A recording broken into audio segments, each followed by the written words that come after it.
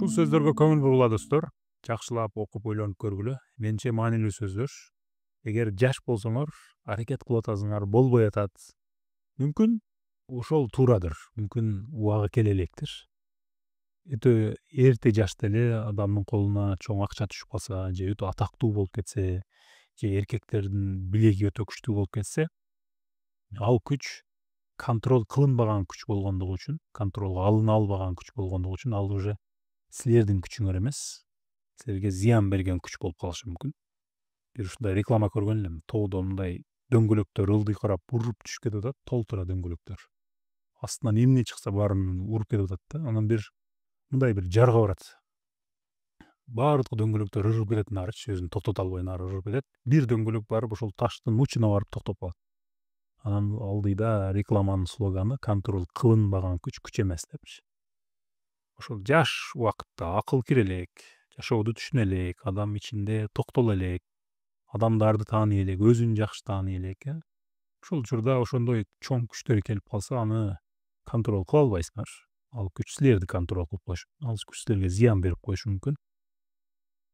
Ошол күч боюнча, мына эркектердин күчү боюнча 2010-жылдарда болсо керек эле, бир дагестандык мушкер карьерасы өтө жакшы кетип аткан эле. Көчөдө түнкү клубдун астында бир бала менен айтышып кетет, бир кыздын айынан.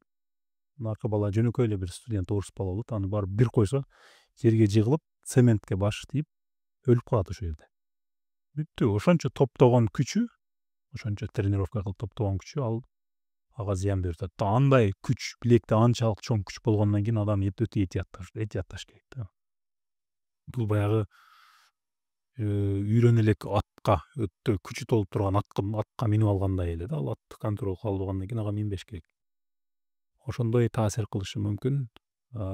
Кээ бир адамдарды бир 50-40 жаштан кийин кээ бир адамдар атактуу болуп кетет. Анан чөйрөсүндөгүлөр айтат да, сен 20 жаштарда ушундай болушуң керек. 20 жашта андай болгондо анын ошол атактуулук ага пайда алып келе беле, зыян бере беле, аны эч ким биле албайт.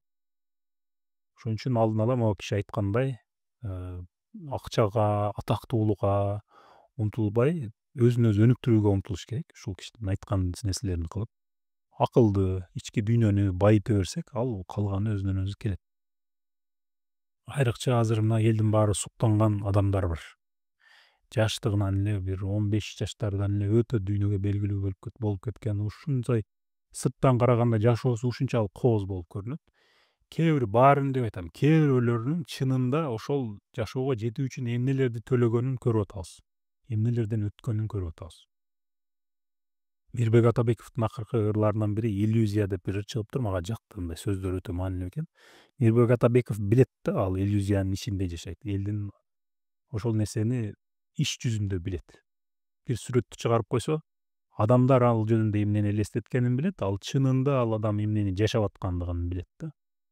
Ошого соц тармактардагы баягы сулуу адамдардын, кооз жашоо жашап жүргөн адамдардын, белгилүү адамдардын жашоосун туура тааныш керек. Чындыкты көрө билиш керек да. Ал биз ойлогондой болбошу мүмкүн.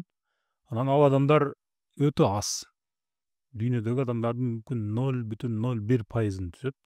Бирок соц тармактарынын алгоритмдери ошолорду жакшы көргөндүгү үчүн жалпы эле эми баардык адамдар ошону жакшы көрөт да, ошондой жашоолорду көргөндү жакшы.